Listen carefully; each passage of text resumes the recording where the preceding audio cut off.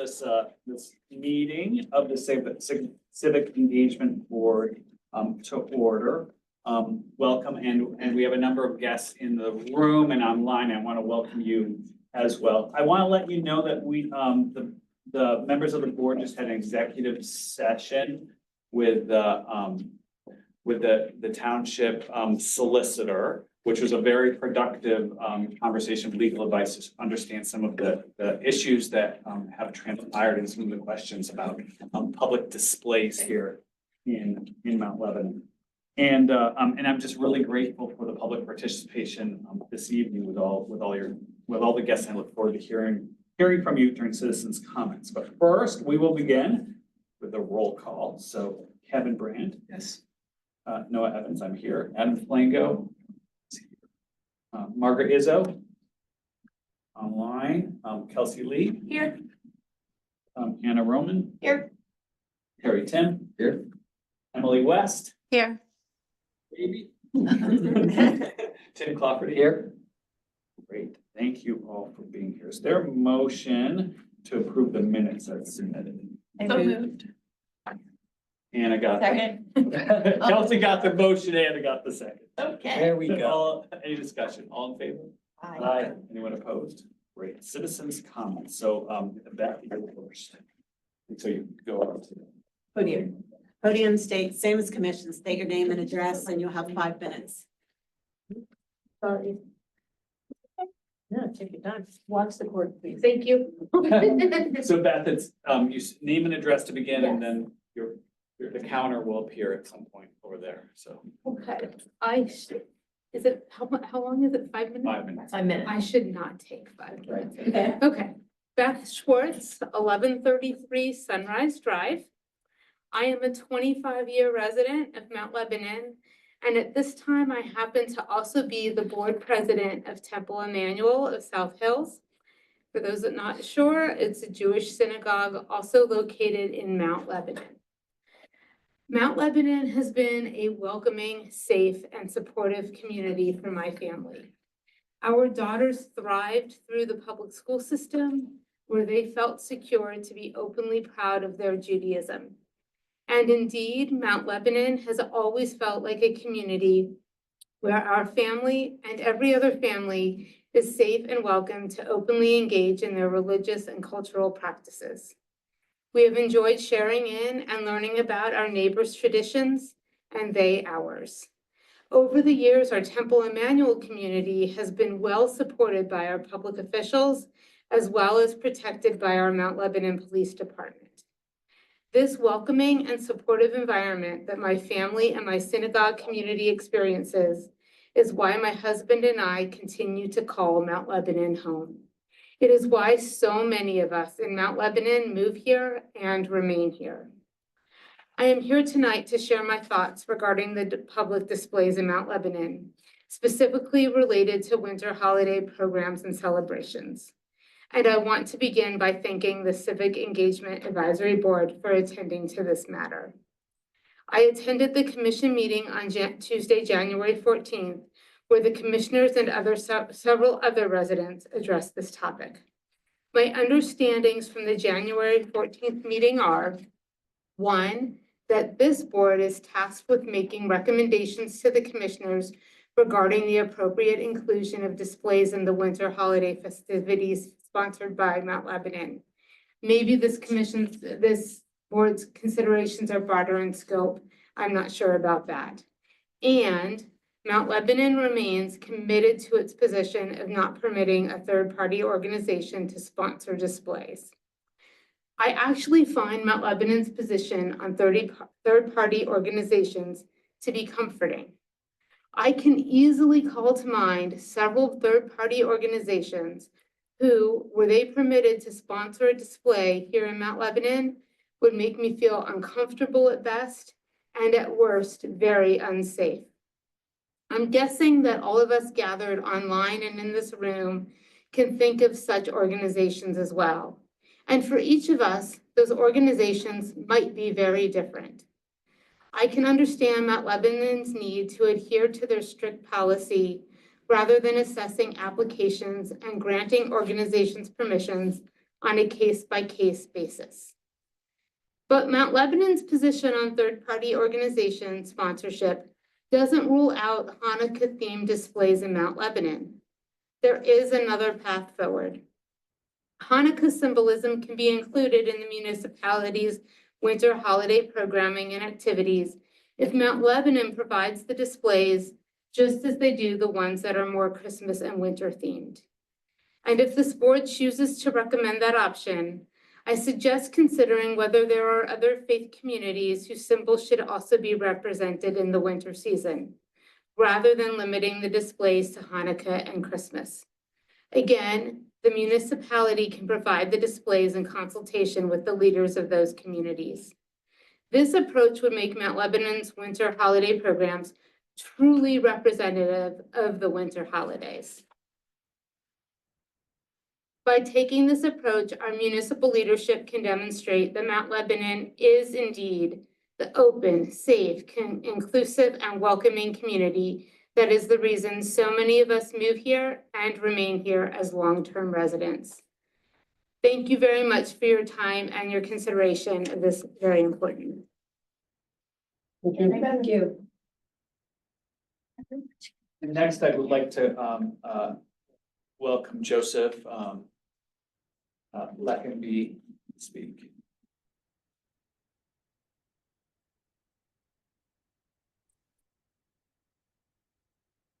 Sorry. Looks like you're muted, Joseph. Hello, yes, Welcome, Joseph. You have 5 minutes. thank you. My name's Joseph Leckenby, 813 North Meadowcroft Avenue. What I would like to say is that Mount Lebanon has a vast population of very diverse constituencies, including a very diverse Jewish population, as many have said here today. And because Squirrel Hill is a neighborhood of Pittsburgh, we could say that we're the single largest municipality in itself with the most concentration of Jews. And I agree with certain concerns about creating a general purpose public forum, as a lawyer would say. However, it shocks me that we did not consider that all these Jewish people in our town who celebrate Hanukkah should not have certain inclusion during a parade or have their concerns be met. It shows what I would say a lack of thinking about different traditions and how to best include them in our community. I do not believe any of this was intentional or anti-Semitic. However, I do believe that we need to be methodical in our thinking when we're planning events, not just to make people feel safe and comfortable, but also just to make sure the event is welcoming and that the event can be fun for everyone. Another point I would like to talk about during my 5 minutes here is maybe engaging with the library board to have an event for local authors. I know my neighbor herself is an author, as well as a woman down the street. The most famous author resident would probably be Sarah Shepard from the Pretty Little Liars series. And I believe people can write books and stories and articles to showcase their talents and diversity. And reading is a really powerful tool that we can use to better ourselves and better the community. And I would think that would be something that is worthwhile.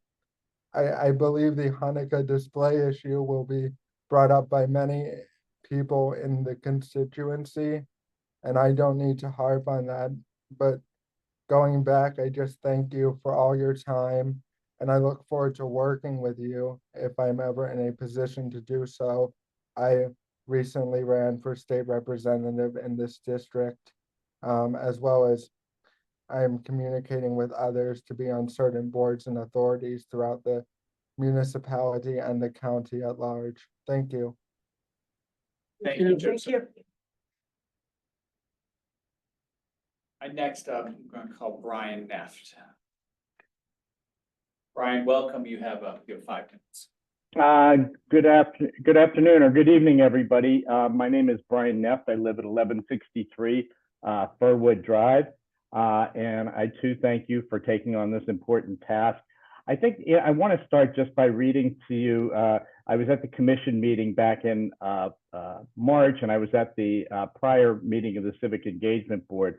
And I'd just like to take a minute to give you, read to you the comments that I gave at the commission meeting.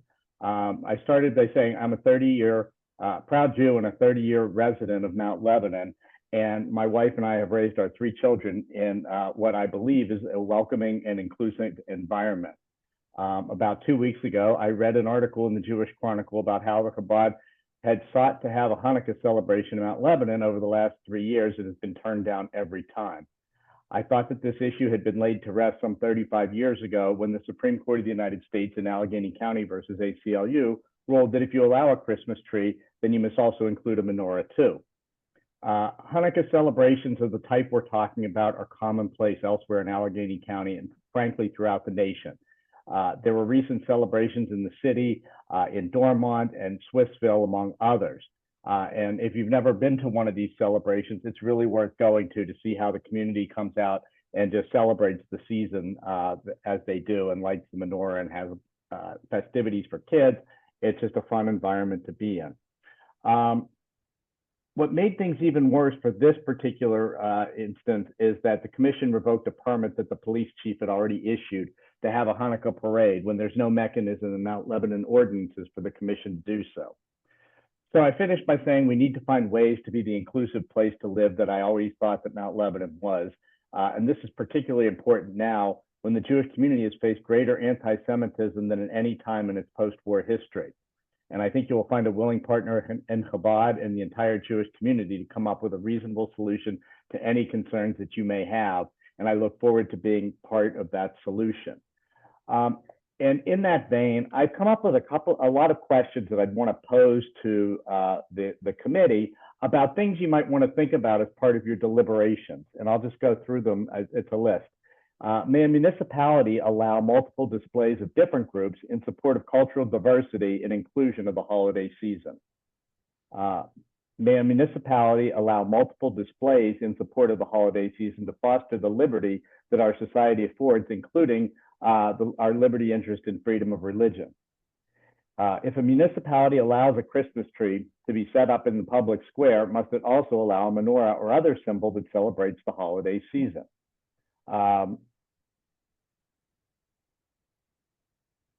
Does Mount Lebanon code sections for parades allow any discretion to grant or deny a permit other than for issues relating to time and place?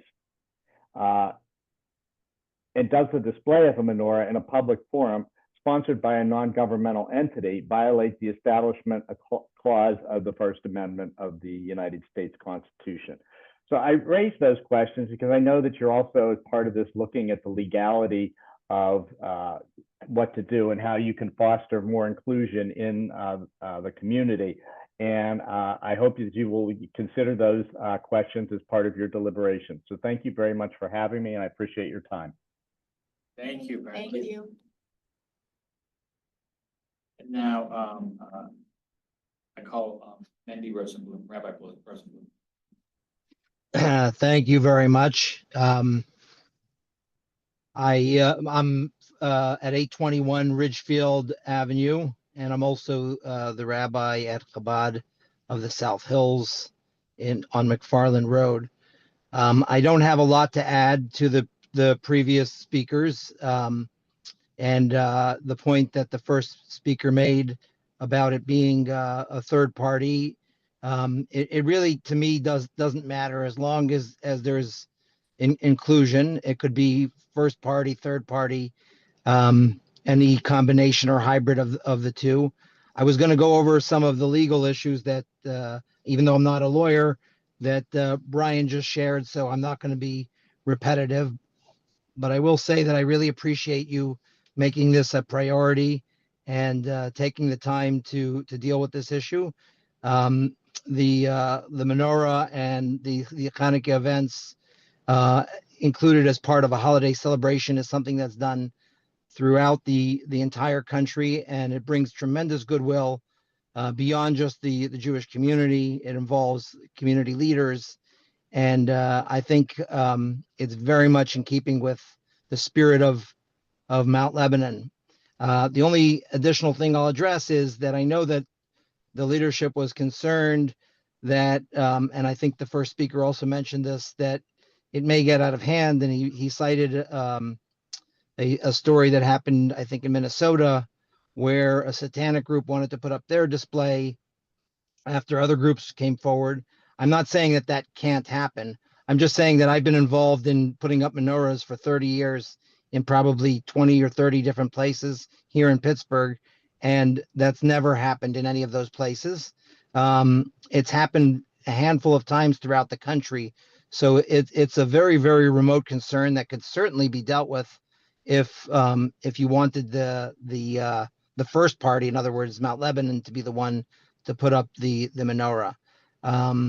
So those are my added contributions. And once again, thank you very, very much for taking up this issue. As you see, for the Jewish community, this is a very, very important issue, and we really, really appreciate all your help with this. Thank you very much. Thank you. Any other citizens? Actually, I just came in sporadically today. I do. Yes, if Can you'd I- like to, yes, so go. Sorry, I'm not on the list, but I found this a very interesting subject. So begin by Yeah. say your name and your. Hello, my name is Jacqueline Lombardi, and I'm at 269 Parkway Drive. I love Mount Lebanon. I think it's a great community. There's so many different nationalities and ethnicities. And I think as part of that, it's important to understand that as a strong community, we don't necessarily have to display something to recognize how grateful we are to be in this country and to be just an American citizen, no matter what your nationality. There's a lot of international political things going on in this country that I feel are very troubling. And I think that displaying different nationality representations, whether it be a menorah or Christmas tree or whatever, is wonderful. But at the same time, I think as a nation, we need to come together in our communities and recognize that we as individuals can come together and be part of the same community without displaying something of our ethnicity. And, you know, a Christmas tree to me has always been the representation of Christianity in this country. And I feel that, you know, the part of the nation that really needs to be strengthened is the Christian values and moral values and the moral values within the community. Doesn't matter what your nationality is, doesn't matter what your religion is. And I would object truthfully to having something that is not Christian in our community. And the only reason I say that is because I feel that there's been so much negative aspects put on the Christian community, and to be adding other, you know, whether it be like the African, nationality communities, they have their own, you know, displays of, you know, during Christmas time and different nationalities. Pittsburgh is so diverse, so diverse. And we have the Polish community, the German community, the Italian community. And, you know, if you start putting up everybody's, you know, ethnic displays and symbols, I think that's going to take away from the communities that we're in. And I really think that really maybe what would be more objective to think about is how to actually come together as a community. We don't necessarily have to display, you know, our nationality symbols or our religious symbols to be a strong community. And I have so many wonderful neighbors, Jewish, non-Jewish, African, Indian. And I think that that might be the more important thing to really remember, especially during the holidays. I mean, the holidays to me represent all the nationalities in the Pittsburgh area. We were made on multiple hundreds of nationalities, and we continue to have more nationalities come into the community. You have a lot of Spanish-speaking people in the community, a lot of African people in the community. So I don't know. From my standpoint, I think it would be a negative, it would be, you're taking away from some aspects of the community when you start displaying everybody's nationality, because there's so much diversity to begin with. And I just happened upon the meeting, so I'm glad I did, because I am Christian. But you know, I believe that the Christian values should be strengthened too in this community, because there are so many Christians that need to be recognized and, you know, be thought of from that standpoint. So that's just my takeaway from just the general conversation and how everybody's looking at this as well. Thank you. Thank you.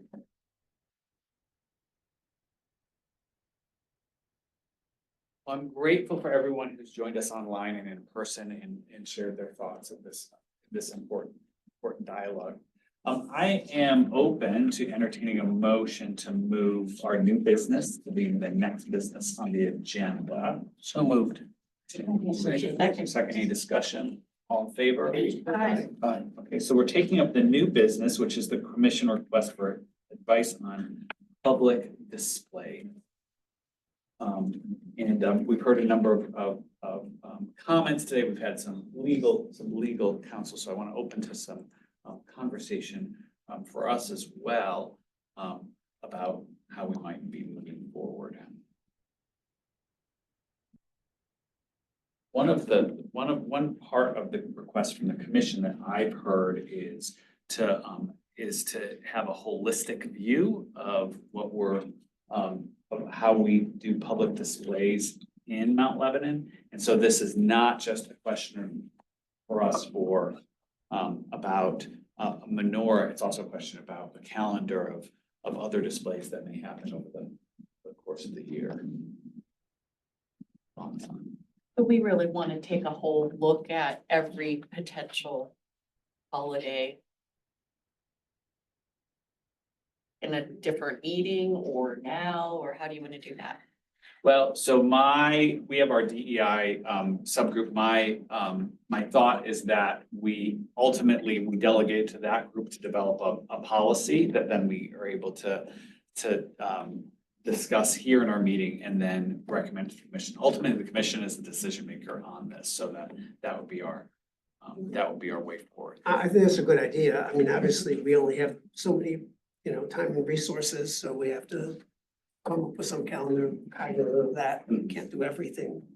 But having a plan ahead of time seems like a good idea to me. And it can be reviewed every year and Yeah. voted upon by the commission. Or we make a recommendation and the commission would approve it, keeping a budget in mind. Yeah, And I think, one thing I heard clearly from the solicitor and from, my few years on municipal boards is that it's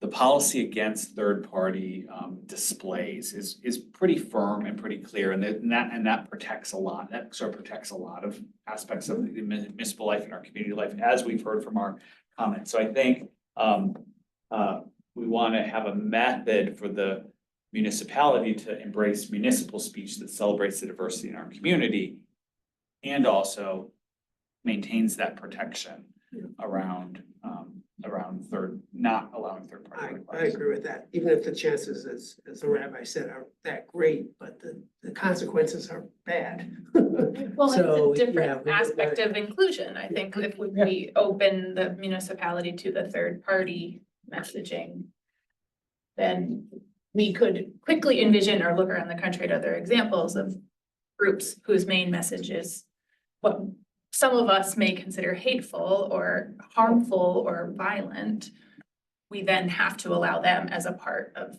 third-party messaging. Whereas I think when I think of how to be as inclusive as possible, which is our goal on this board and everything we do, how do we do that as a municipality, right? We're not a private business, we're not a nonprofit. And to me, that makes sense because we have systems in the municipality, we have advisory boards, and we have the commission, and there's public input and comment, so that we can be as inclusive as possible while also not opening ourselves up to third-party messaging that then we can't discriminate or say no to based on content. And I always want us to remember my favorite municipal resolution, which was resolution R 2122, a resolution of Mount Lebanon, Pennsylvania, fostering diversity, equity, inclusion, and belonging, which was a really broad universal statement about the importance of belonging and celebrating diversity as being a core value of our municipality. And so we've made that statement, the commission passed it, and these efforts are living that out in a public way and giving our community a way to do that, that speaks to these core values we have.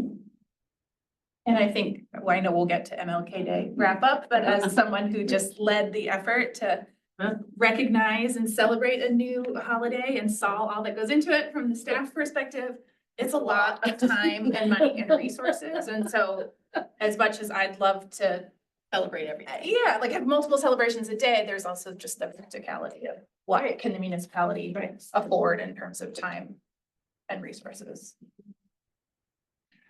So from what I've heard, I would entertain a motion to have the DEI subcommittee develop a calendar of events with an annual review time that we can recommend to the commission of public displays. Second that. You have to move it. I moved. Gavin gets. I'll second it. Yeah, the seconds it. Any discussion? No, I think that's great. That's We'll Okay. try to do that before the next meeting, Yeah, after DI gets yeah, together. yeah. Yeah, great. All in favor? Aye. Great, thank you. Okay, so then the next meeting, we'll be considering that, so those who are continuing to follow this issue know that that's what we'll be discussing at the next. And then for my own, because I'm not in the regulatory part, so that committee will present it to us as a board. We as a board will vote on, yes, we agree, or the majority of us agree to recommend this to the commission. Right. And then the commission would take it up. Yeah. Thank you. So that's the way. Okay. And I changed my Ash Wednesday service time, so I don't have to miss the meeting. We love it. Making it all work. Oh, see. Celebrating diversity. There you go. Damn, I did not. Get on it. They were like, why didn't you change that service time? I said, I've been, just this once.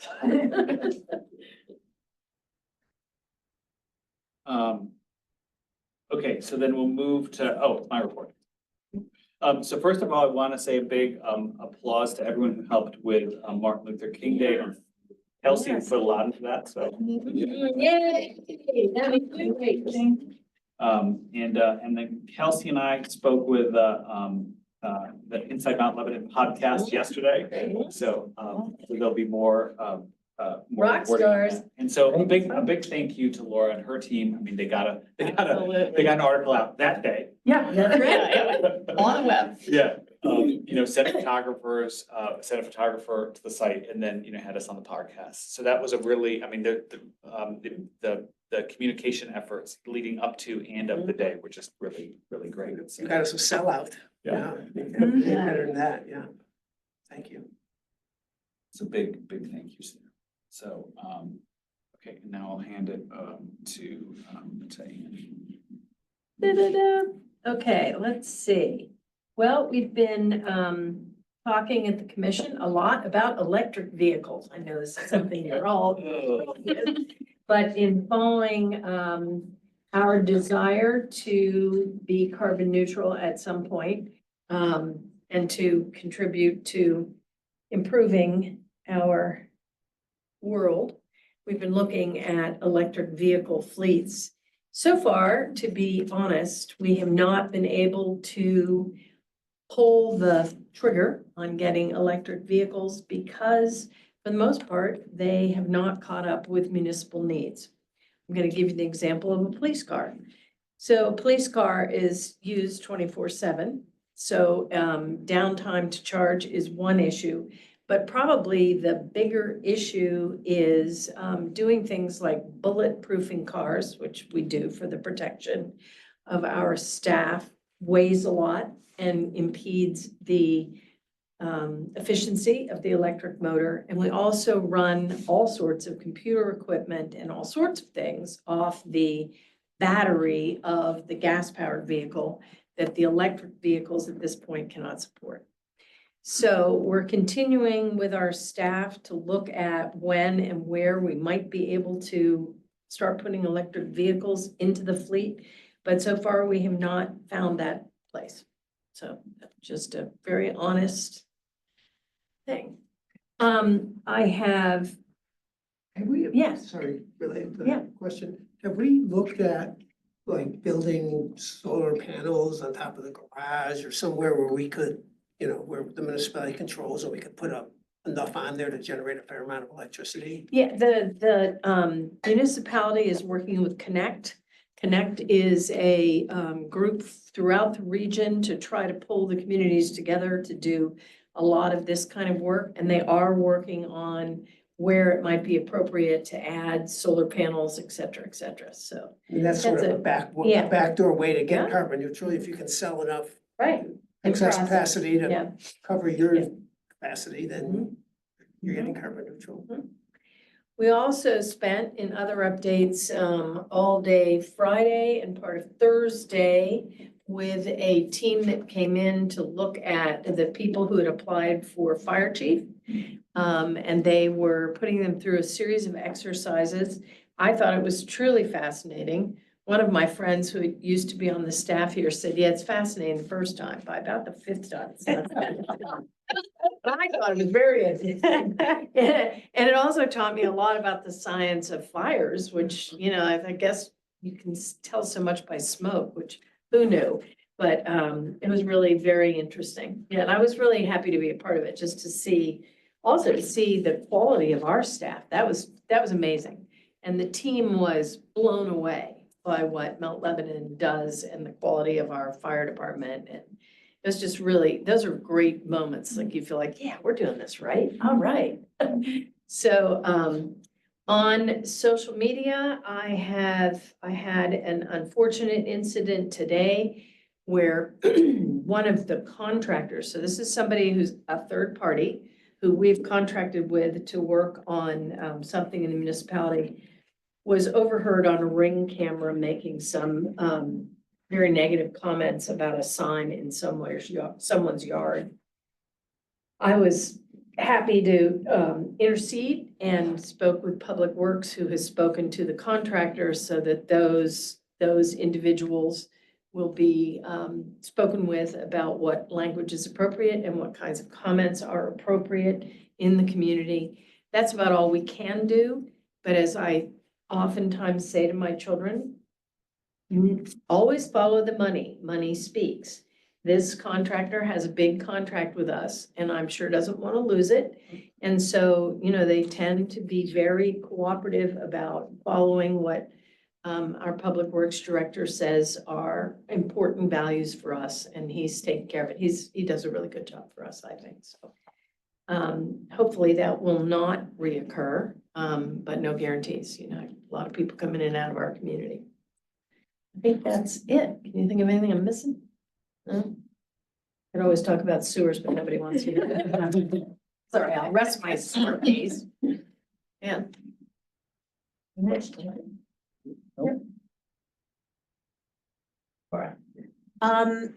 Thank you. I wanted to remind you again that your annual report will be due. It's technically due to Ian in April, so you probably could push it to your April meeting to vote on, but you will need to have a look on it and vote on it. I don't expect any issues, but all boards and authorities will be charged with that. And I'm just throwing this out there. There's also a possibility that you could be invited to speak about your first year at a discussion session of the commission. The municipal manager was looking at the schedules ahead of time. So basically just be you coming in and just going over the work that you've done to the year, over the course of the year, and then what you hope to do next year. So it'll be low pressure and low key, but I'm just throwing that out there. So you know that that's a possibility. So Noah, the annual report, do we each on the subcommittees that we worked on provide you with a report who drafts That's a the? really good idea. Darn it, Hannah. Well said, Hannah. I would do too. I would have the same question. This end of the table, when she said annual report, I was like, shoot. Like, Darn it, we'll draft something Yeah. from our committee and then we send it Yeah. to you. Well, and you also have the charge memo that you put together too, so you Yeah. want to reference that. This is what we said we were gonna do, this is what we were able to do, so. It can be brief. This doesn't Yeah, need so- to be, you know, like So, 20 pages. Yeah, so, like, paragraph or bullet points, I think is. Got it. I think, When would you like that by? There. by, a week before the next meeting. So so if you can do it by the end of February, Okay. actually, that gives me enough time to pull it into something, so. And then the only other thing I wanted to bring up, and I know we talked about this back when this board tabled at Pride, but it came up again with the Martin Luther King thing, and this is totally on me for not communicating this to you all. But any flyers that get handed out at any municipal events either have to be produced by my office or approved by my office. And any events that you would like to promote to any attendees have to be municipal events. If you wanted to promote a non-municipal event, that request could come to the municipal manager and he could look at that event to see what is going on there. There's certain things that we don't normally promote, social justice things that are not put on by us or the school district. We usually don't get involved with because if there's any political affiliations with any of that puts you as appointed officials and staff as supporting in an awkward position. So again, it's my fault for not explaining it to you. So the only flyer that could go out is that flyer for the volunteers for the Memorial Day Parade because Mount Lebanon is a participant in that planning. But other than that, and that's not to say you shouldn't bring anything up. I'm just throwing that out there as the proper process. My apologies. No, it was on me, No. not explaining it.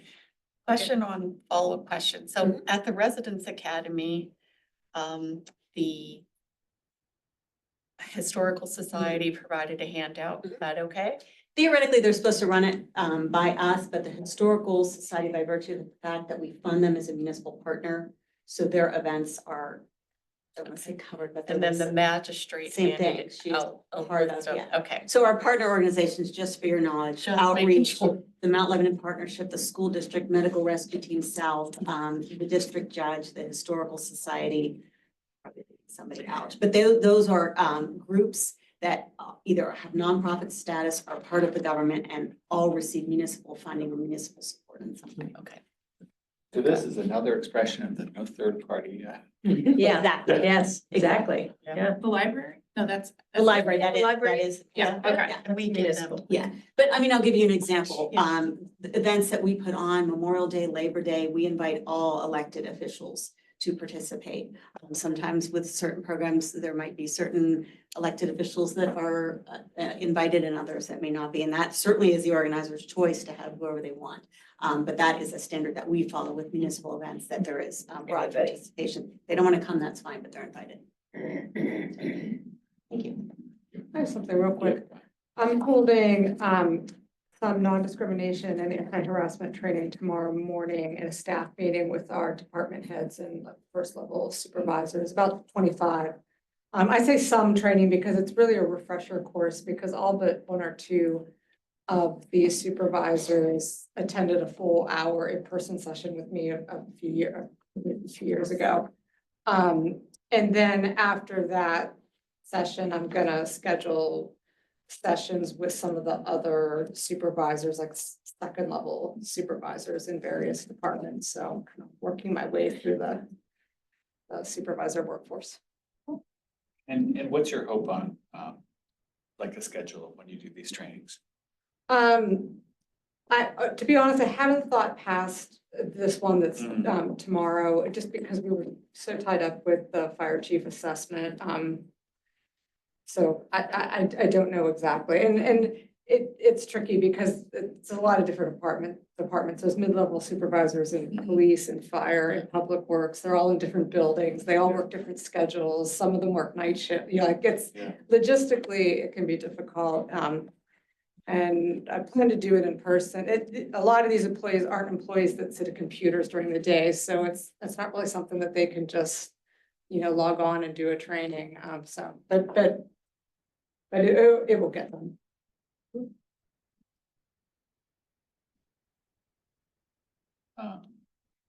Okay, so I'll just run through the committee reports, police engagement. Two things, we're still working on the coffee with a cop. Laura, I'm gonna I ask will- you to help me with Yes, that. I will Thank get on you. that. We'll get that scheduled. I don't want to steal thunder from Anna, but last week at the Residence Academy, it was Chief Haberman and Judge Wheatley. And they're awesome. They need to take that show on the road. It was so well It's done. so informative. I mean, you know, Chief Haberman from the law enforcement side, the magistrate from the kind of the justice side, they just work really well together, and residents were very engaged. We Yeah. stayed there for a long time with questions. So if you ever get a chance to be a part of that one, it's really It worth was it. really It's good. excellent. Does he do this for the community? Yes, Like, the open police have a meeting? Citizens Police Academy, Yeah, which is they do. actually 7 weeks of even more in depth, so. Yeah. And registration is open right now, I guess I should put that in my report. A lot, yeah, I think they cap it at 30 as well, just 30, for mobility, you know. But she issues. was pointing out to everybody that was there that they're willing to go and have, there was one, I mean, to Terry's point, very engaged group. One gentleman asked if he could bring his 3-year-old in to meet with the police like he does with the firemen when he walks by. And he said, sure, bring them in. Yeah. But I mean, the group was very engaged. Yeah, I think the applications for the Police Academy, Citizens Police Academy, I have to say that because somebody thought they were gonna get a badge and the things you don't think you have to say, but I think they actually get a ride along. they do. They Well, do. any taxpayer can get it right away, Yeah. but there's context with it. And there's Yeah. clearly some wonderful camaraderie by competition between the fire department and the police. Oh, yeah, yeah. But yeah, those applications are due by the end of February, so if Mhm. anyone's interested in that. I know there's some people who are very proud that they've done fire, police. and Yes, citizens. they And were. residents, Yes, they were trying to. And the elusive FBI Academy, if you want all four. There is an motion. Star That, yeah, resident. you get an award for that. Yeah, you have to run for. Okay, Margaret, mediations. Yeah, there's just one ongoing mediation now, and that's all. And that's the end of my report. All right, DEI just got to work. Yeah. I'll go next. Residence Academy, it's up, working right through. We have 4 more sessions. Graduation will be the day after the meeting, next week. We've had wonderful attendance, that ridiculously cold day for the high school. We only had one person not show up. I mean, they have all come and gone. So working real well. That's awesome. Thank you for all your work. I know, it's been Yeah. fun. And Community Service Award just closed with a good number of applicants, or nominations. Yeah, so I sent out an email to the subcommittee that I'd really like it if possible for us to all meet by February 11th with our initial discussion, and then we can reach out to nominators and we can come to a final decision, you know, in plenty of time to meet our deadline. Great. And that's it. Thank you. Certified welcome. Okay, so nothing. All right, Kelsey. Ta-da. Well, the group effort and it was a wonderful day. It was very cold. Very cold. As I think many of you know from our email chains, we had to cut off RSVPs a week before the event because we had hit fire code for the municipal building, which is an amazing problem to have. So yes, massive props to the Public Information Office for all of your help and for doing it and reflecting yesterday with Ian and Rachel. Like, when did you start talking about this? I think it was the November meeting. Because I remember Laura texting me the next day and being like, we're going to print for December, so get me something. So it was amazing to really have that full buy-in and from the committee too. And so we think we probably had slightly over 100 people. We helped, should have counted ahead of time, 8 different nonprofits plus an Eagle Scout project. And we made 475 meals with the help of folks who do that amazing work at St. Paul's on the regular.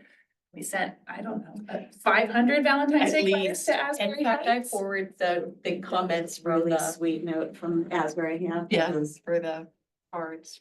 Good. And we had fresh donuts. Precious. Very fresh donuts. Oh, gosh, heart stopping. For those who were not there, Anne put in an order for 12 dozen and they made her 12. We'll be glad to know we put the last dozen or so in bags. That's at lunch fine, at the it Civic was fine. Yeah.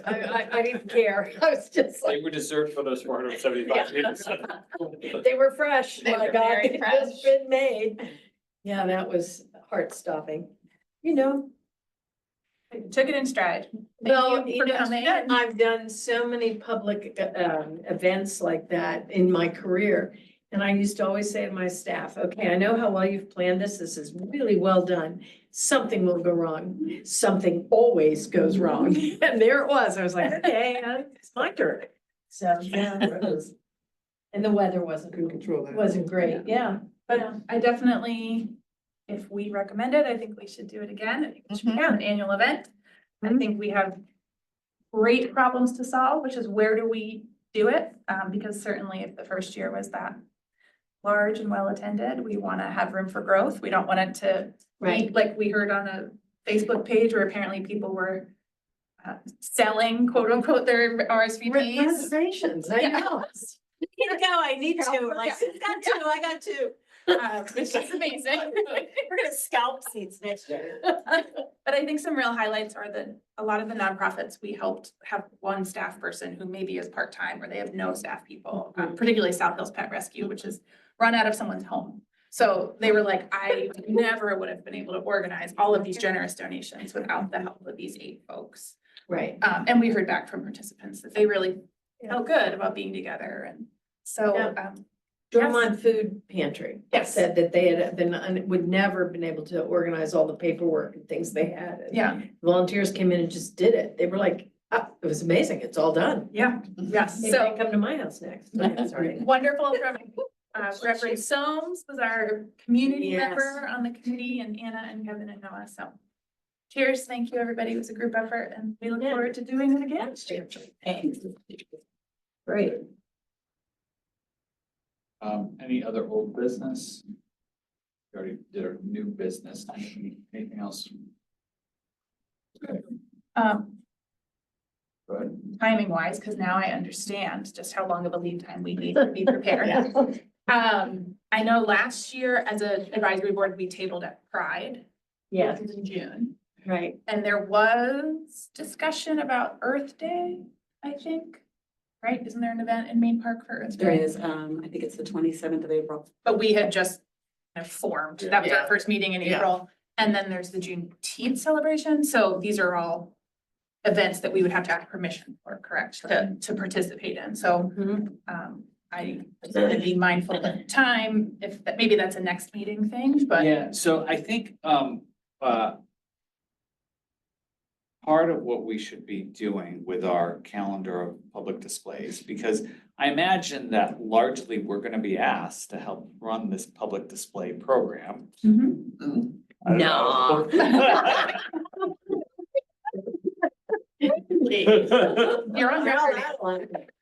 I mean, you know, so Yeah, like, that's fair. or play a significant role in that. So, Right. So I think part of what we can do is fold in, Look at those look at things. these things Okay. as well, Mhm. so. And making sure that we have volunteers from the committee. Yes, to be able to do Yeah. those things. Because I Need know volunteers and staff. And staff, staff, Yeah, you have to have staff, so Yeah, that's. so because we have to have a staff member going to Yeah. these as well, so I just wanted to. that's, I think, part of the conversation that we need. And as individuals, we should all be encouraged to go to all Yeah. these events and be Yeah. participants and voices. Mhm, mhm. Yep. The Pride event is really very fun. Mhm. It really is, very family oriented. Yeah. It's very cool. And who knew that Yeah. children would have anybody read a book to them. Drag queen's fine. Yeah. That We was had, fun. we had a lot of people that came to our table. Well, and it was Yeah, a nice yeah. interactive way with the Yeah, yeah. community. Adam put together the. We did, yeah, we What makes we a community decided we inclusive? needed more swag. That was great. Yes, but, She did tattoos. I mean, what the heck? Well, we did tattoos and he had Skittles, I had tattoos, but we didn't have any swag around the I see. table. and We Okay. needed swag. I got it. But as we discuss public displays, I mean, Yeah. having pride be something that we. Yeah. That we're celebrating. Right. Makes sense, so. Fabulous. Okay, any other comments, so.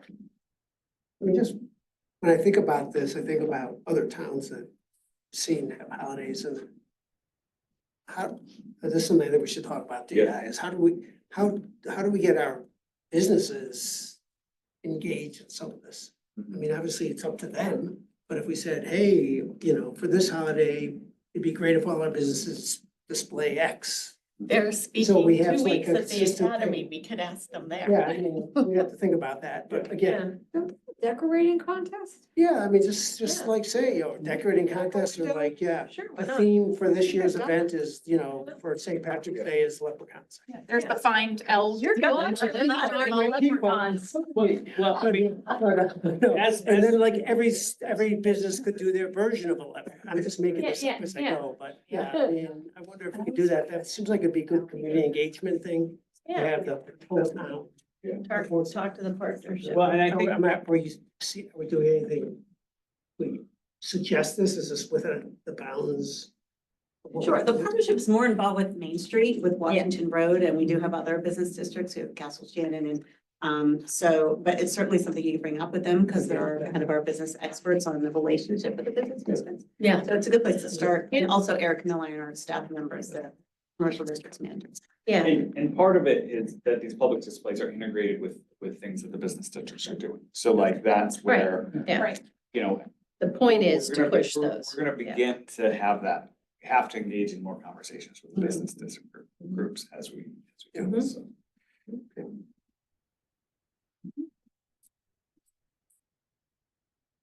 All right, great. We have completed the agenda, so I'm declaring us adjourned. Now, the next meeting. Okay.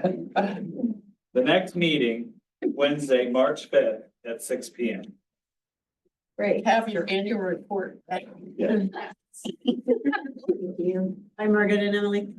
Bye. Hey, baby. And baby.